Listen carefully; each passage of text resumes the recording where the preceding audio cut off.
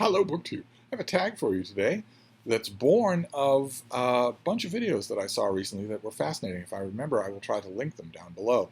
The first one was BookTube's own original troublemaker, Ollie at CriminOlly, did a video in which he went through one book for each year that he's been alive.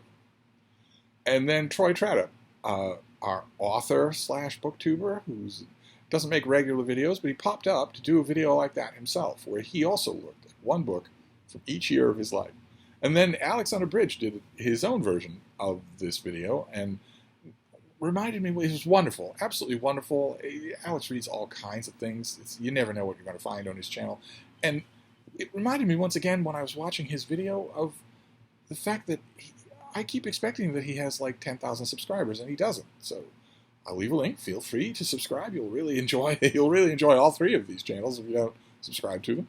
But I thought what this thing needs is A, to be weaponized into a tag, and B, to be loaded with ironclad rules, the breaking of any one of which will get you canceled from here to Timbuktu. So that's what I've done. That's what I've done. This is the Grim March of Death tag. And its basic form is the same, where you look at the books published in the years that you've been alive, and you pick out one from each year and talk about it in a video. Now, the rules are you can only pick one book from each year. No runners up. And you can look at your reading journals or your commonplace books or lists that are on Publishers Weekly or Goodreads or wherever, or Wikipedia even, I imagine, has such things. Look at the books from each year, starting with your birth, and pick one book, show it to us, and talk about it. And an elaboration on one of those rules is that it doesn't have to be a book you liked. I think Alex in his video was talking about, is there a book that I liked from that year? It doesn't have to be that. What I'm mainly interested in you doing is looking at a spread of those books from each year. Which one jumps out at you? It will almost always be one that you really liked. I don't think I have any exceptions myself in that case, but it doesn't have to be. Is it maybe one you really disliked? Or is it one that, I read that, but now that I'm looking at it, I really want to reread that? And then bring us up to the present day. I just think this is fascinating, so I wanted to do it myself. So here's the Grim March of Death tag for me. So we've got 28 books to go through, so we'd better start, and we'll go all the way back to 1995 with Rohinton Mystery. This is a fine balance, big, multi-voiced historical novel that has as its dramatic fulcrum the state of emergency declared by Indian Prime Minister Indira Gandhi. She's not named in the book, but it's a big, multi-textured society novel with a bunch of great standout characters. Kind of the signature big Indian novel. And it was a hit. I've recently had Fate shove a couple of copies at me that I wasn't looking for, so I reread it and really enjoyed it. Then we'll move to 1996. This is Alex Garland. This is his debut, The Beach, which was made into a very effective Leonardo DiCaprio movie. But the book is even more effective. It's a very stereotypical debut novel in a lot of ways. You can tell that it's over-trying, it's overreaching, it's overwritten in a lot of places, but it's wonderfully readable. About a down-on-his-luck loser who finds a hidden paradise of an island. But of course, like all paradises, it's not pure. Leave it to a good-looking 20-something to think that's a revelation. Then 1997, we have Iris Chang. This is her book, The Rape of Nanking.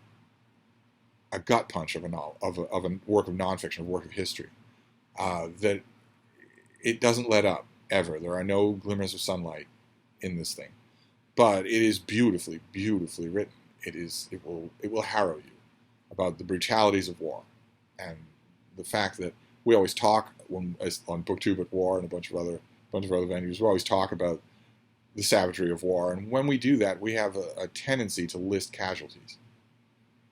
But the number one and worst casualty of war are civilians. And they are never counted. and they're the highlight of this book. I shouldn't say highlight, but they are the main thing in this book. Then we're up to, I think, 1998. This is My Name is Rhett by Orhan Pamuk. This is a historical novel. It's given a little, this cover, the lovely cover, has a little blurb for Night of Plague, which is a very similar book. Again, a multi-textured historical novel set centuries ago that is full of anachronisms, full of playfulness, and full of intricate plotting. Pamuk doesn't always do that. Sometimes he all but dispenses with intricate plotting, but not in this case. You can practically draw parallelograms with this thing, which I love. I love when an author gets playful like that. Then this next one, keep in mind, one of my rules was not that you have to echo or complement any choice in any other video, in any of the 3 videos that I'm listing. You don't have to do that. Reading past being what they are, some overlap will probably happen. I think out of Ollie had, 50 books? I think 25 of them were Stephen King novels. Then Troy Tradup, I think he had 61 books on his list, and he decided to just go whole hog and make every one of them a Stephen King novel. And Alex had quite a few Stephen King novels, and there aren't any Stephen King novels on my list here. But I do echo, Alex in his video had Red Dragon by Thomas Harris. And for me, for this year, I have Hannibal by Thomas Harris. His most ambitious novel, big, thick thing that brings back his signature character, Hannibal Lecter, and brings back Clarice Starling, and is, I think, the best thing this author has ever written. I also think this is just a tremendous book, except for the ending, except for the last 40 pages. The last 40 pages come from the planet Mercury. They come from outer space. They come from the asteroid belt. They aren't any part of the book. They're beautifully written, so I'm not saying they weren't written by Thomas Harris, but any of you who have ever read this book will know what I mean. Every single thing about the book is not just contradicted, but foully betrayed in the last 40 pages. But the rest of the book, don't let that spoil. The rest of the book is wonderful. Really, really good stuff. And you might be thinking, well, I saw the movie. There's a movie of Hannibal. And the movie of Hannibal is very good. And also corrects the ending. Perfect example of what I talk about when I talk about movies being, at the very least, a good complement to their books, if not an improvement. The movie Hannibal does not improve on the novel Hannibal in 90% of its length. The novel does all sorts of things, all sorts of brilliances that the movie doesn't do and couldn't do. No movie could do. But the screenwriter or whoever, or maybe Thomas Harris himself, when it came down to make a movie out of this thing, they realized, no, the audiences will burn down the theater if you include the crappy ending to Hannibal from the book. Instead, we know exactly what the ending has to be, and they give it to us. Then we move to the next year. I don't know if this is written down. I've already forgotten what year we're at. 1998, I think. This is Michael Burley's big fat book, New History of the Third Reich. That is wonderful. You might think this is such well-trod ground. There's no way that anyone could bring anything new to the table, but this is fantastic. Just fantastic. Just immensely gripping, readable history. I loved it. And I went into it skeptical. Then 1999 or whenever, I've lost track of the years. You'll just have to keep track on your own. I don't even have the ability to superimpose the number down here. I don't have any technical ability. But the next one is The Cold 6000 by James Ellroy, which has a rough plot. There is a rough plot structure here. There's a monster character here. There are a handful, probably 4 main characters in this book, and one of them is a monster. A big, bruiser, horrible monster. And all of these characters are in or are going to Dallas in the wake of the assassination of JFK. But there's plenty of stuff in here that looks backwards to when JFK was alive. They're all going there for one reason or another, whether they're involved. Of course, this is a James Ellroy novel, so needless to say, Lee Harvey Oswald did not get off a lucky shot. No, there are layers and layers and layers and layers and layers.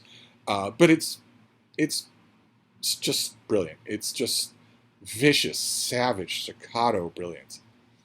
one sentence paragraph after one sentence paragraph, sentences rattled off like bullets. Just like no prose you will ever read. This, I also believe, is Elroy at his absolute best. Not quite sure what's happened to this author in the last few years, but this is like no reading experience that you will ever have. And without a single stitch of a hero, even the characters in here who are not our main monster are still pretty monsters. One of the many books on this list that needs a reread by me, certainly.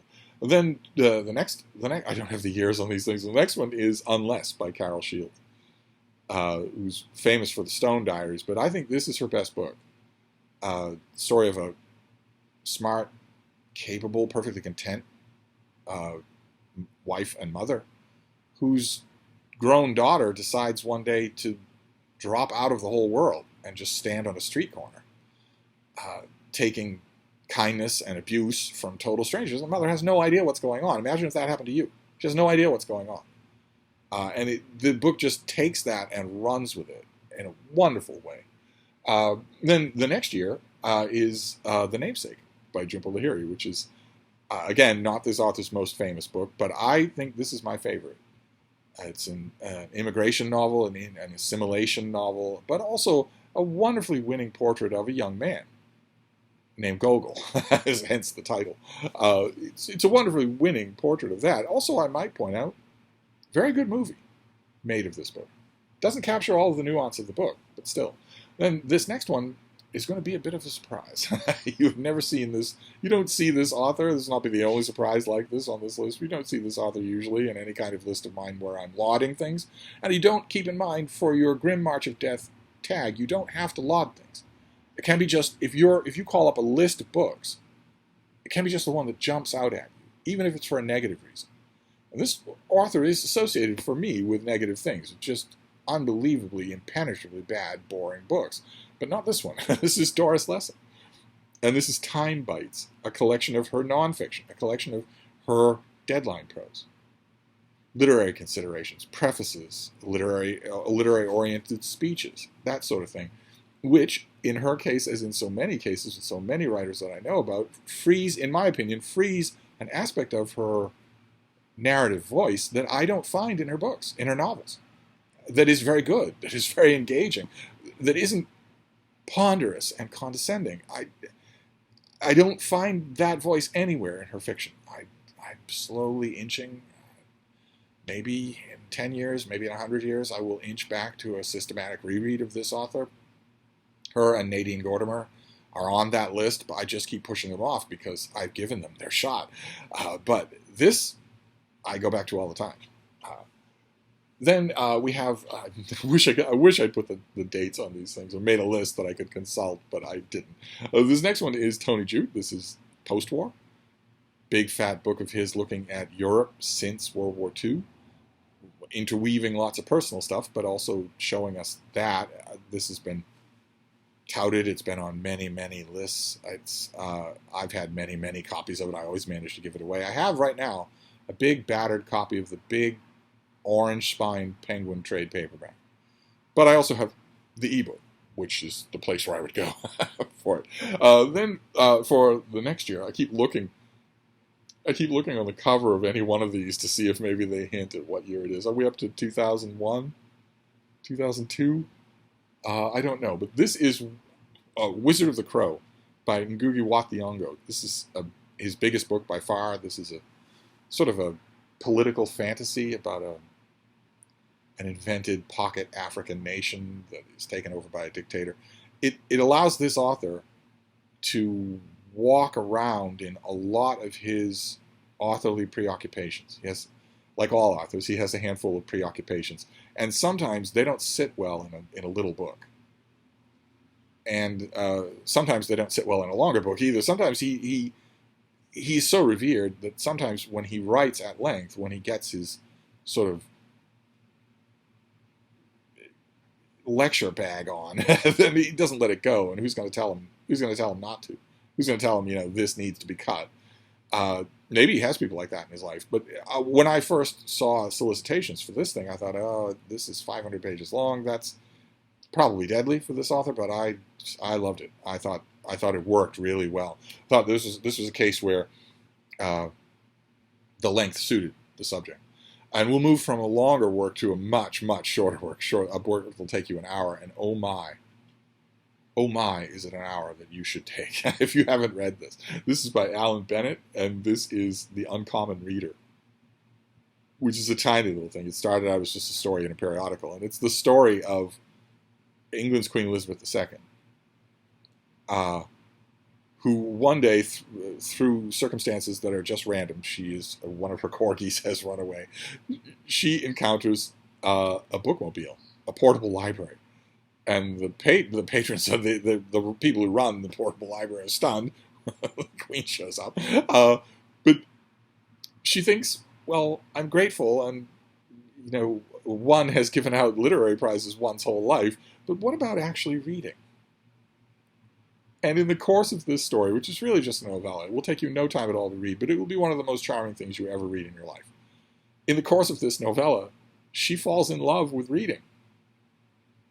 Not the dutiful kind of reading that non-readers think is all they need to do, but the kind of reading we do, where it's suddenly the only thing she wants to do, where it's suddenly she's making time in her life for reading, and it's changing her and expanding her, and it is wonderfully, hilariously done. Touchingly and hilariously done. Oh, I just can't praise it enough. So I guess a lot of the books on my list are things that I really liked, but you don't have to be, you don't have to stick to that. There might be Stephen King novels that you don't particularly like. 60 Stephen King novels. Anyway, there were other authors in the last 50 years.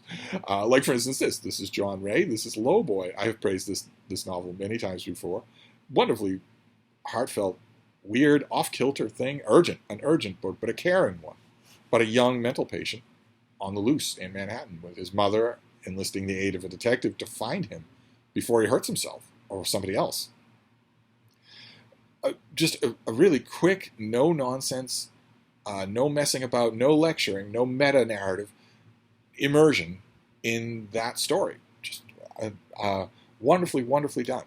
Then we have another young author. This is Joshua Ferris, but this is not Then We Came to the End. Joshua Ferris rocketed to reading lists and bestseller lists and whatnot with his debut, Then We Came to the End, which was a fairly normal workplace novel. He has continued to grow as an author, and this book I never get it out of my mind. This is his book, The Unnamed, from whatever year we're up to now, which is weird, and it's designed a lot like Unless by Carol Shields. It's designed to just give us a normal life and then throw something weird into it and see what everybody does, what the characters do. The main character here is a completely successful, happy guy. He's a successful attorney. He's married to a wife that he loves. And then this thing intrudes on his life. He and his wife talk about it as if it were an actual external thing. This compulsion of his to get up and walk and just keep walking. Not going for walks, but just walking away from home.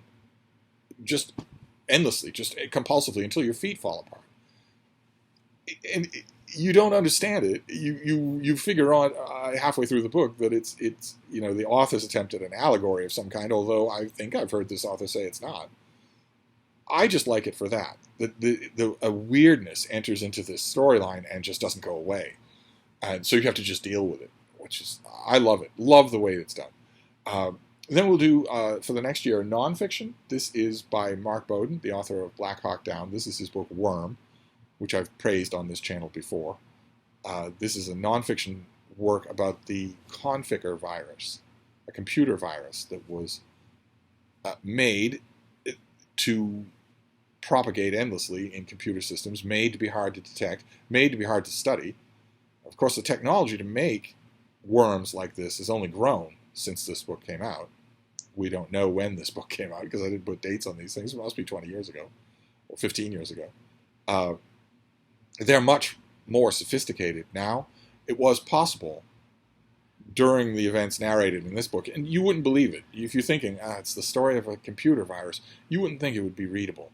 But it's compelling. It's not just readable. It's absolutely gripping. And during the times when this virus was being studied, you could create a honeypot. You could create a fake computer system and allow this virus into it specifically so that you can watch it work.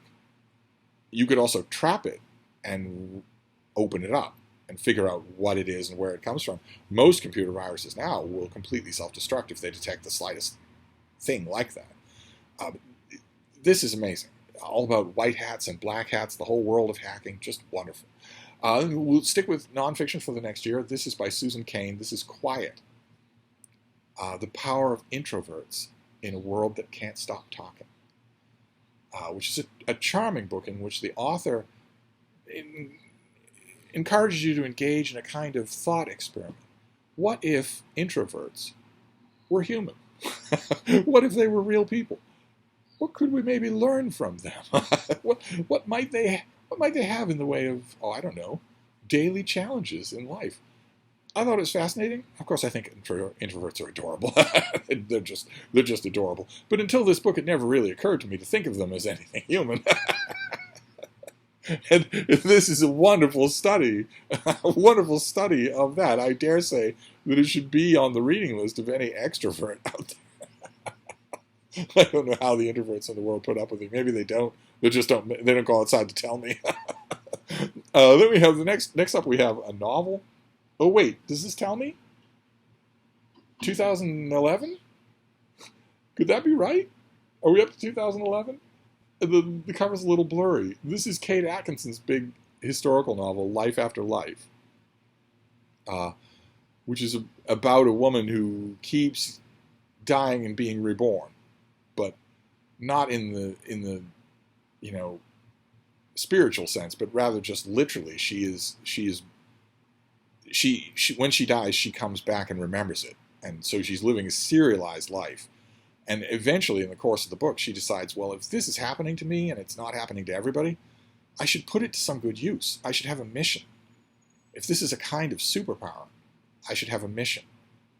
And she develops a mission in the course of the book, and it's big and generous. I think that it's one of the most imaginative and generous works of fiction this author has done. I had a great time reviewing it. I was reviewing it with a group of other reviewers. We all, for one reason or another, were assigned this book or picked it. So it was a case where there was a multi-chorus of reviewers, all of whom were going to take a whack at understanding this thing. And I really do think that I am due for a reread. Oh no, what has happened? Oh no, here, I'll give you some snappy patter while I revive this thing, because it froze. This thing just froze on me. Wow. Okay. Well, that's unexpected, but we'll move on to the next book. We can just go individually. So after that, we have Helen McDonald, H is for Hawk. Doesn't need any introduction from me on book 2. Some work of nonfiction about hawks just in general, or also one particular kind of hawk and one hawk in particular. Just remarkably evocative. It'll stick with you forever. One of those nature books that will stick with you forever. Became a huge bestseller when it came out. Oh, this says 2015. I think that says 2015. That could be where we are now. Then this next one is a little bit on the rarefied side, certainly not a bestseller.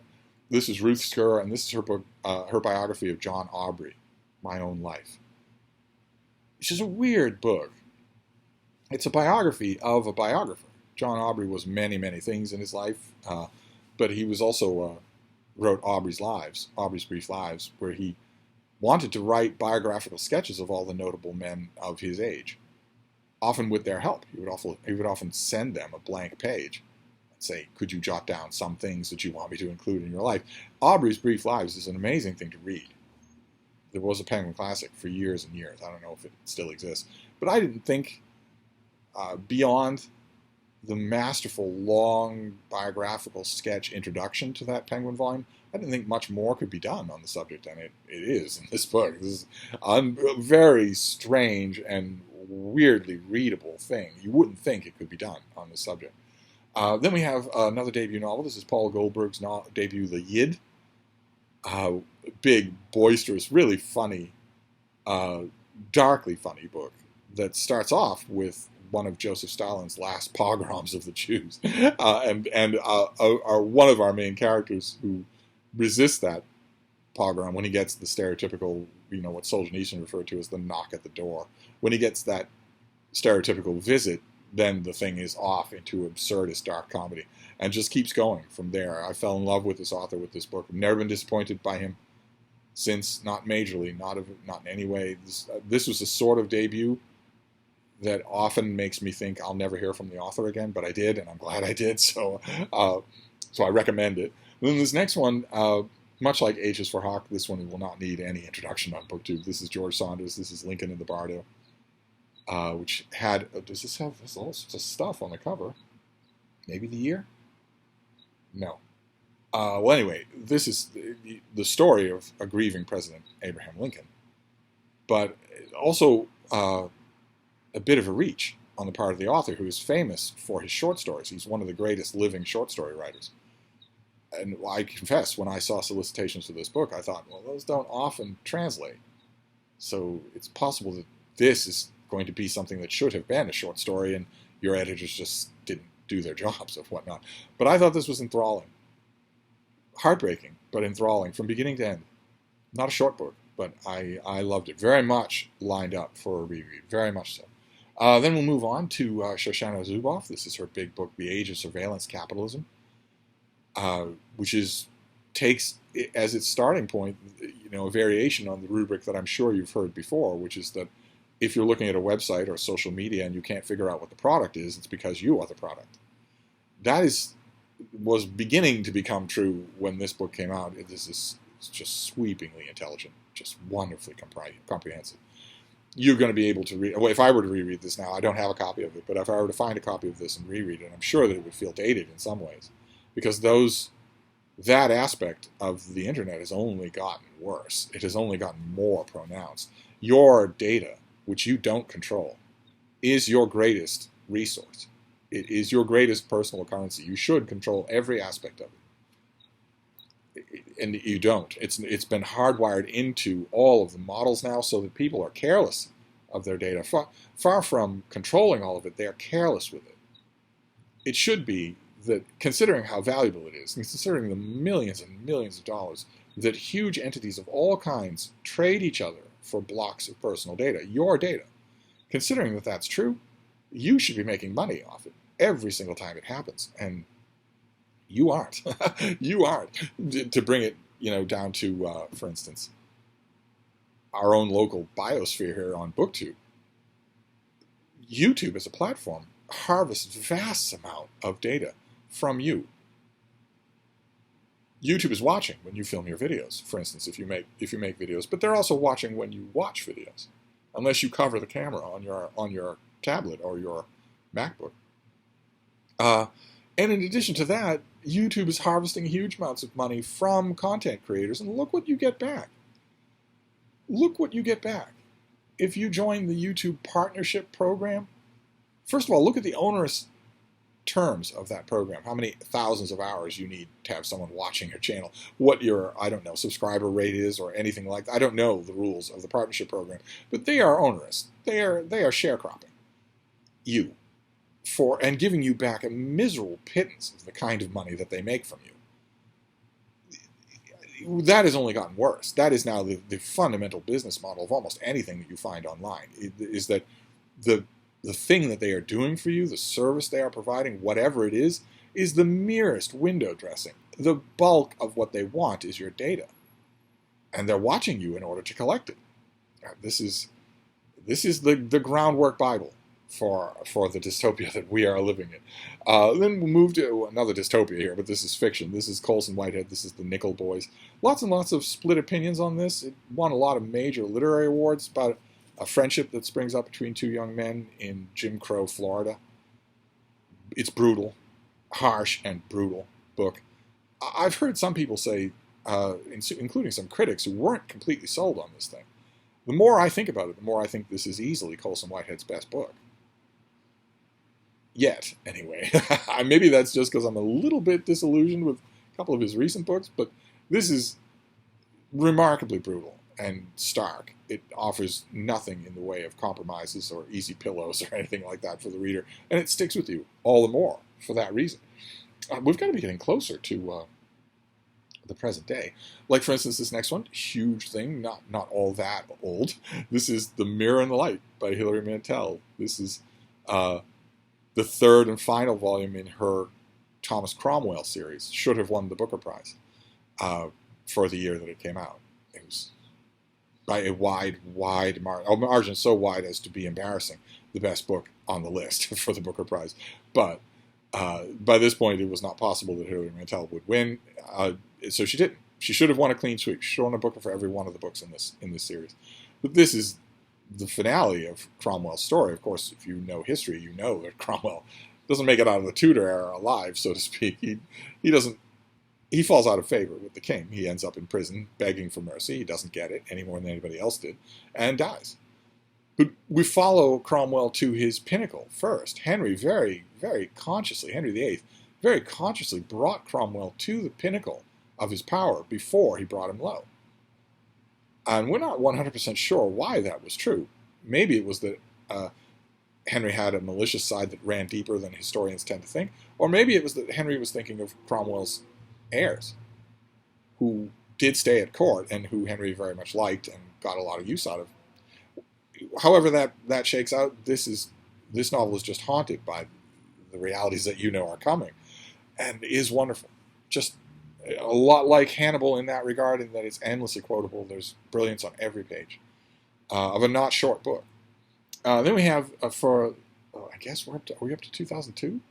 I don't know. Or 2020.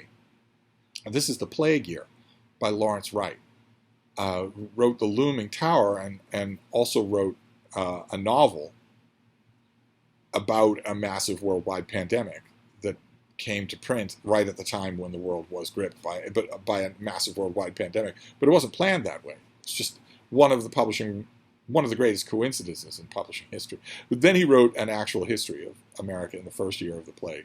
Not by any means definitive, even of that year.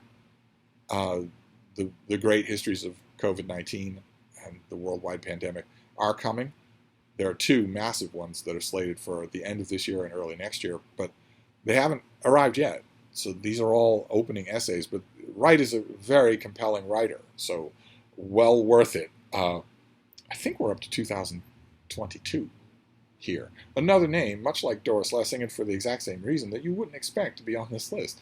Elena Ferrante has 1 million fans for her novels. They've never done anything for me, but she did a book called In the Margins, which is, like the Doris Lessing book, a collection of her occasional prose, nonfiction, book reviews, book essays, that sort of thing. And they show, like with the Doris Lessing, they show for me a voice, a tone for this author that I don't find in her fiction, and that I very much like. I loved this book, just loved it.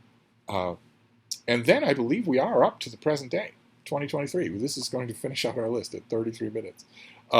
And this is a book that I wasn't expecting to like it. I wasn't expecting to like it as much as I did.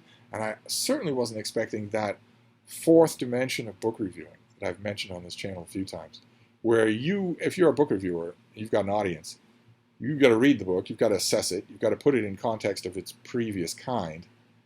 But the one thing you cannot tell your readers, the one thing you don't know, is how a work is going to work on you in the months after your review appears. You don't know that. No reviewer knows that. No one has ever been 100% right in guessing that. No critic has. A critic might say, this is the type of book I'm sure I will still be ruminating on in a year. It'll never be the book you expect. And this is one of those. This book is one of those where I read it, I really enjoyed it, but I wasn't expecting it to stick with me. This is from 2023. This is The Covenant of Water by Abram Verghese. You will know, if you know him at all, you'll know him for Cutting for Stone. I thought this was huge and ambitious, nothing like anything else that I've ever read from this author. And I cannot get scenes. One particular character has I don't want to call it a cliffhanger, but an amazing plot development well into the book, in a perfect example of the the value of a longer book. This is not a short novel. And it's a perfect example of what you can get by a novel that goes on at great length that you can't get in a shorter work, even if the shorter work is brilliant, is the time you spend with some of the characters. I don't know. I read this. I gave my thoughts about it to a whole bunch of my fellow critics, but I need to go back to it. I should probably actually get a print copy of this and read it that way, reread it that way. But anyway, that is going to wrap up my Grim March of Death list for you, my Grim March of Death tag. And now all that's left is to tag other people. And it was the cool kids that brought this to my attention anyway. Right? We had CriminOlly, and we had Alex Unabridged, and we had Troy Tradup pop up to do this. So I want all the rest of the cool kids on BookTube to do this. A book Olive, if she sees this, I'd like her to do this. I'd like Britta to do this. I'd like James Holder to do this, of course. I'd like all the cool kids, even Michael K. Vaughan. So I'd like all the cool kids to come in from the playground and do the Grim March of Death tag. Look at the books from the years you were born, assemble a list, and then tell me about them. And who knows what kind of overlap there will be. There was no overlap on my list for Stephen King, but in every one of the lists that I have seen so far, there was amazing food for thought. Amazing. And almost overlap with Red Dragon, Thomas Harris. But I'm fascinated. I'm fascinated by you doing this. And you don't have much time. TikTok, right? You got one foot in the grave as it is. So feel free to do this, and I will see you soon. Thank you, BookTube.